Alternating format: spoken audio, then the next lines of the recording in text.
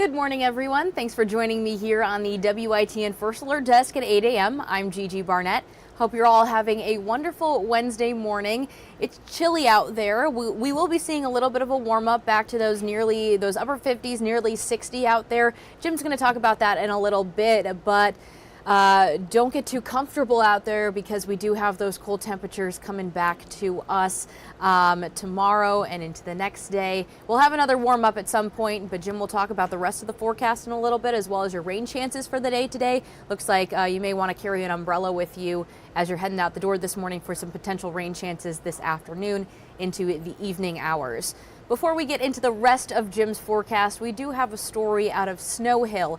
The American Legion Post 94 in Snow Hill, their HVAC system, their unit, stopped working in early December, and they haven't been able to have any meetings or events that they've been wanting to host because of how cold it's been inside. I think the temperature that it's gotten to its lowest to was about the upper 30s, so very chilly temperatures inside of that building. So they are getting together, hoping to get some community support in order to fund a new HVAC system, because it is quite a pricey unit, and they don't have the funds to do that with their annual spending. So let's take a look. We were able to speak with some of the members of the American Legion about this HVAC system and what they're hoping to bring. Christmas decorations fill the American Legion Post 94 in Snow Hill as time has frozen still, much like the temperatures inside the building. We found out there at our Christmas party that we didn't have any more heat. The building's 18-year-old HVAC unit shut down a month ago, leaving them in the cold. The water having to be shut off so the pipes don't freeze. And the quoted amount to replace the unit? One quote of $34,200. Another one to $24,000. Well, using an infrared thermometer, we can see just how cold it is in here. Around 40 degrees. Temperatures too cold for the veterans and the community to be in.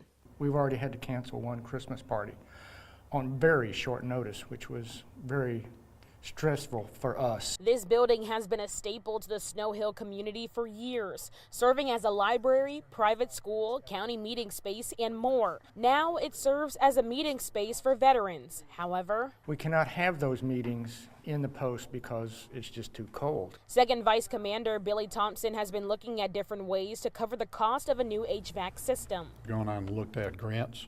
I've got an inquiry into the State Employees Credit Union right now, asking them about the possibility of a donation. I've also got an inquiry in with Duke Energy. I've looked at things like historical preservation societies. But with a $10,000 budget and the expenses to keep the building functional taking some of that money away, they are now turning to the community by creating a GoFundMe page to help keep the post alive. Trying to figure out a way to make ends meet and keep us going. It's colder in there than it is outside most days. My goodness. I don't mean to laugh Chilly. at that, but she's holding that thermometer. She said it was 40 in there? 40. Yeah, that's tough. Wow. And how do we donate? Did they say There have is a GoFundMe, yes. Okay. It's linked up on our website. If you check out our article about the whole story, it should be on there as well. So if you're looking to help out, definitely consider. This is an easily fixable thing. Yes. If everybody donates 20, 30, 40 bucks, I'll have it in no I know, time. a little So, goes a long way. Yeah, I'm going to go. I'll stop over there after the show and do that. But I'll tell you what, they're going to need heat big time. We're all going to need it over the coming days. We're in the heart of the winter season. And I'll tell you what, it will be mighty cold at times over the next 7, 8, 9 days. In fact, outside of 2 days, today and Saturday, I don't see thermometers getting over 50 degrees for the next 7 or 8 days. Over 50. Ooh. Stuck in the 20s, Oh, no. 30s, and 40s for the next 8 days. Save again today and Saturday. That's a cold run. All right, let's dig into the details. I know.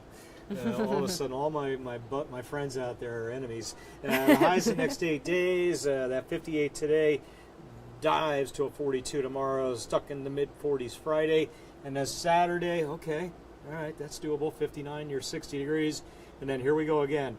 Highs may not make 40. The way it looks right now, they probably won't. Sunday, Monday the holiday, and then into the middle of the week. I'm seeing another reinforcing shot of cold air maybe keeping us in the icebox, so to speak, through much of the week. So prep accordingly for this run of cold air. Those were the highs. Here's the lows. 19 degrees when the sun comes up Friday morning. Average inland low. Some of the models are spitting out a 16, 17 degree low. And I still think we'll have a little bit of wind there. So we may have wind chills down near 10 early Friday, if that wind is there. Right now it looks like it will be. The overnights, then Saturday morning, a little above freezing, and then more low 20s, maybe a few more teens sneaking in early to middle of next week. Cold nights. Wrap those outside pipes up. If maybe you took some of the insulation off or uncovered one of your spigots to use the hose a bit, make sure you re-protect it as we head into this Thursday night, really, into Friday morning. All right, satellite radar. The rain off the coast stays out there, but the clouds filling in. We'll wait for the rain until after midday. New Bern at 42. Over in Washington, clouds again filling in, 42 as well. I think I got one more stop, Goldsboro, 41 cloudy degrees.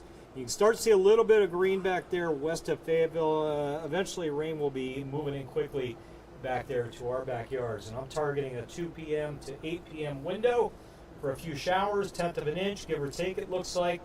Some wet roads, maybe for the evening commutes. Overnight, clouds still in there tonight with a stray shower or two, with that slim chance of a flurry tomorrow morning as the sun comes up. And there's your air temps right now.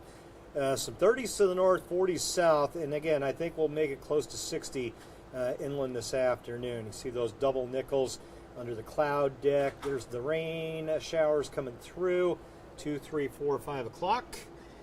That's not much, but some rain nevertheless. Maybe you have to shut down the outdoor work sites for an hour or two this afternoon. Overnight, the clouds not spitting out much precip, but an isolated raindrop or two with cold air moving in. That's where we get that chance for a few snowflakes here or there. Sunrise tomorrow.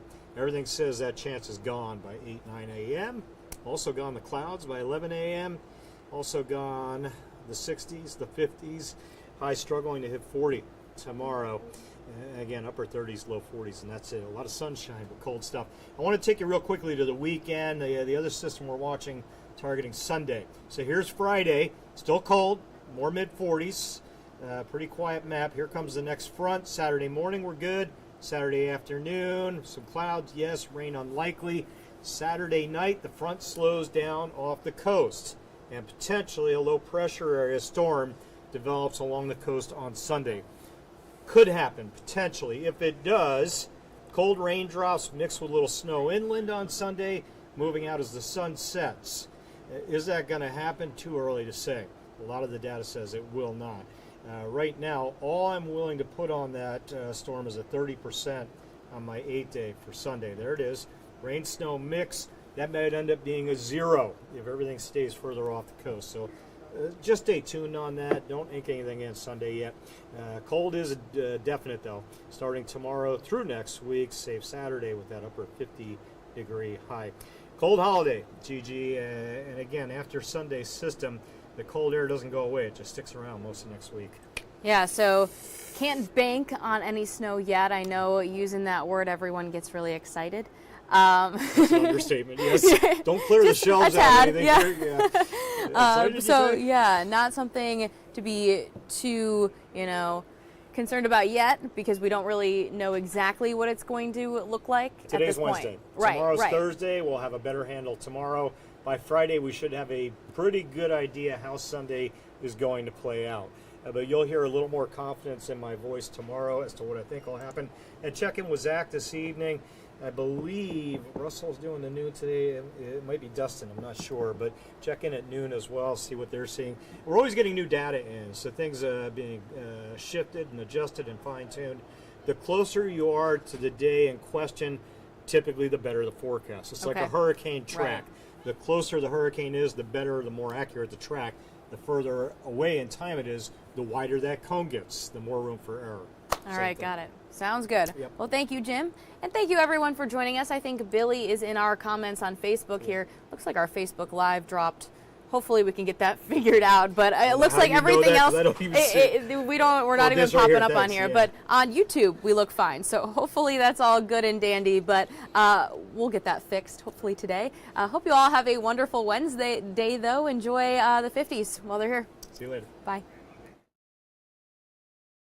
This hour of the WITN First Alert Desk is sponsored by Toyota of Goldsboro.